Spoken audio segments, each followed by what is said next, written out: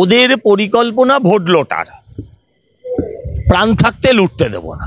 বরানগরের যেদিন নির্বাচন হবে দেখতে পারবে, যেই মানুষের ভোট লুটতে আসবে পকেট মারার মতন ট্রিটমেন্ট তাদের সাথে হবে। ব্যারাকপুরে আমার গাড়ি ভেঙেছিল, তাও আটকাতে পারেনি। ওরা যেন না ভাবে যে আমরা হাতে চুরি পরে বসে আছি। যদি কেউ ইট ছোড়ে যেন না ভাবে আমরা রসগোল্লা ছুড়বো, এর বেশি বলবো না। আর গুড় দিয়ে রুটি, মার রুটি গুড় দিয়ে না। এটা মুখস্থ রেখেছো সজলদা, এটা নমস্কার তোমাকে। সজলদা যেভাবে মুখস্থ রেখেছে সজলদাকে, এই জন্যই সজলদাকে ভোট দেওয়া উচিত বরানগর বাসী। উনি যদি ক্রেনের বদলে অক্ষয় কুমারের মতন সৌগত রায় যদি প্লেনের মাথাতে উঠতেন তাতেও আমার কোনো আপত্তি ছিল না। তিনি সায়ন্তিকাকে নিন, যাকে খুশি আপনার নায়িকা হিসেবে যাকে পছন্দ হলে নিন। তখনই যদি এটা সিনেমা হতো, একটা ক্রেন কিসের জন্য এসছে? উদ্ধার কার্যের জন্য। সেই উদ্ধার কার্যকে ব্যাহত করে ড্রাইভারকে নামিয়ে যারা নাটক করছে, যারা লিভারগুলোও টানতে পারে না, যে যে নড়তে পারে না, যাকে দুটো লোক ধরে ধরে নিয়ে যাচ্ছেন, আমি তাকে দোষী করছি না, বয়সের ভারে এটা সবারই হবে। আমার প্রশ্ন হচ্ছে দুটো। এক হচ্ছে ওই ক্রেনটা চালাতে গেলে হেভি অ্যান্ড প্রফেশনাল লাইসেন্স চাই। সৌগত রায়ের আছে? আমি জানতে চাই। সায়ন্তিকা দেবীর আছে? সরকারি ক্রেনে এইভাবে উনি ব্যবহার করতে পারতেন? এক মিনিট দাঁড়ান দাঁড়ান, না না চালাচ্ছেন, আমি আপনাকে বলি, ওটা ক্রেনটা এসেছিল একটা উদ্ধার কাজের জন্য। উনি উদ্ধার কাজটাকে থামিয়ে এইসব নাটক করছেন টিভি ক্যামেরা ডেকে। টিভি ক্যামেরা ডেকে বাংলার মানুষ কি ঘাসে মুখ দিয়ে চলে? বাংলার মানুষ ঘাসে মুখ দিয়ে চলে? এরা দুজনে মিলে নর্দমা সাফ করছে। আমি তো বললাম আপনাদের কাছে, আমি তো বলছি এটাই সুযোগ। একবার যখন সৌগত রায় করতে পারে, যাতে পারেন না তারা কেন পারবে না? আমি আপনাদের মধ্যে দিয়ে বরানগরের সমস্ত মানুষের কাছে আবেদন করছি, তৃণমূলের অফিসে যান আর গিয়ে বলুন আমার বাড়ির নর্দমা জাম হয়ে গেছে, আমার বাড়ির নর্দমা ব্লক হয়ে, এখন খুঁচিয়ে দেবে। আর 4 দিন আছে মাত্র, এই অফার আর মাত্র 4 দিনের জন্য।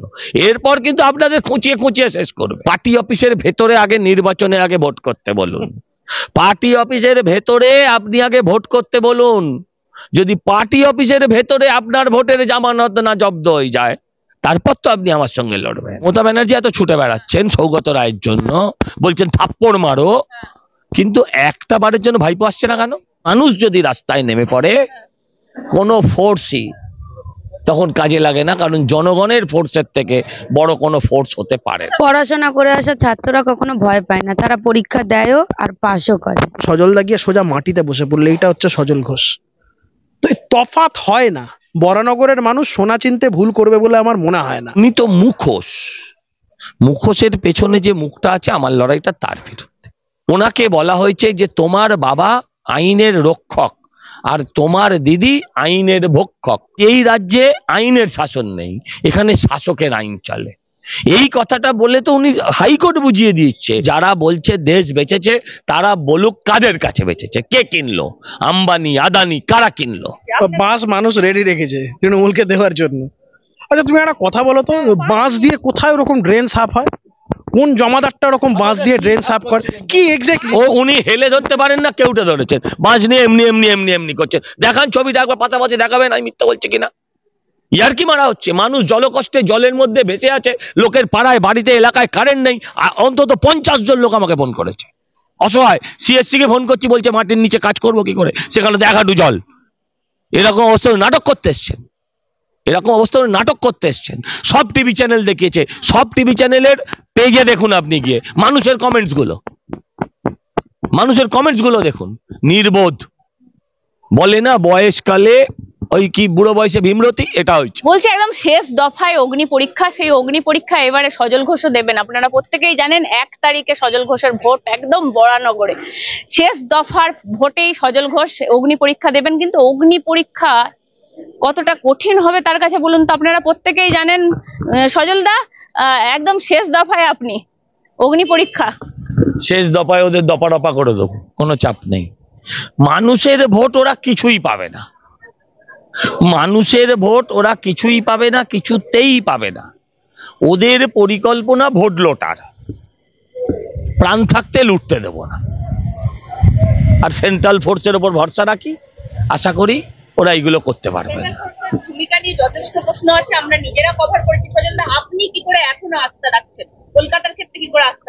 নিজের ওপর আস্থা রাখি, জনগণের ওপর আস্থা যেহেতু রাখি, তাই আমি সেন্ট্রাল ফোর্সের ওপর আস্থা রাখি।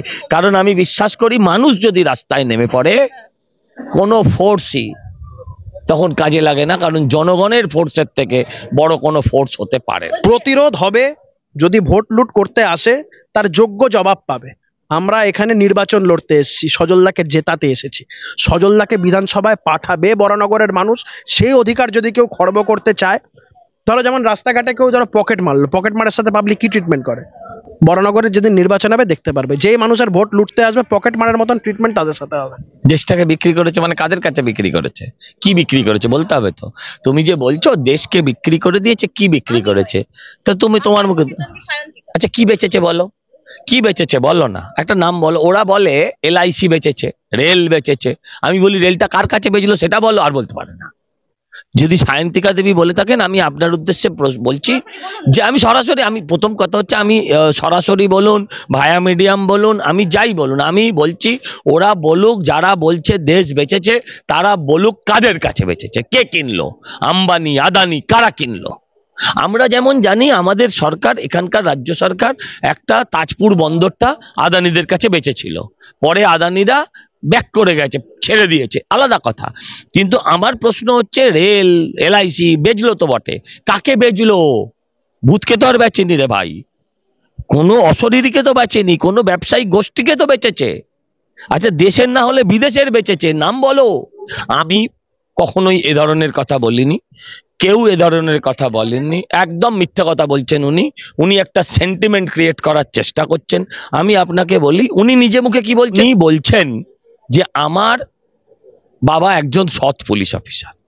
আমি বিশ্বাস করেছি, যদিও আমরা ভাবতাম যে সৎ পুলিশ অফিসার মিউজিয়াম ছাড়া কোথাও দেখতে পাওয়া যাবে না, কিন্তু আমি বিশ্বাস করেছি ওনার বাবা সৎ পুলিশ অফিসার। উনি বলেছেন কেউ বা কাহারা, আমি জানি না, কেউ বা কাহারা বলেছেন যে, আমার নামও বলেননি উনি, তাই আমি আমার কথা নিলাম না, যে ওনাকে বলা হয়েছে যে তোমার বাবা আইনের রক্ষক আর তোমার দিদি আইনের ভক্ষক। আচ্ছা যদি এই কথাটাই কেউ বলে থাকে তো অন্যায় কথাই বলেছে, আমি প্রথম বলিনি। আর দ্বিতীয় কথা হচ্ছে যেই বলেছেন তিনি তো অন্যায় কিছু বলেননি। আইনের যে ভক্ষক উনি, সেটা তো আর যিনি বলছেন তার কথা নয়। হাইকোর্ট কি বলছে, বলছে এই রাজ্যে, ও ভালো বলতে পারবে ও লয়ার, যে এই রাজ্যে আইনের শাসন নেই, এখানে শাসকের আইন চলে। এই কথাটা বলে তো উনি হাইকোর্ট বুঝিয়ে দিয়ে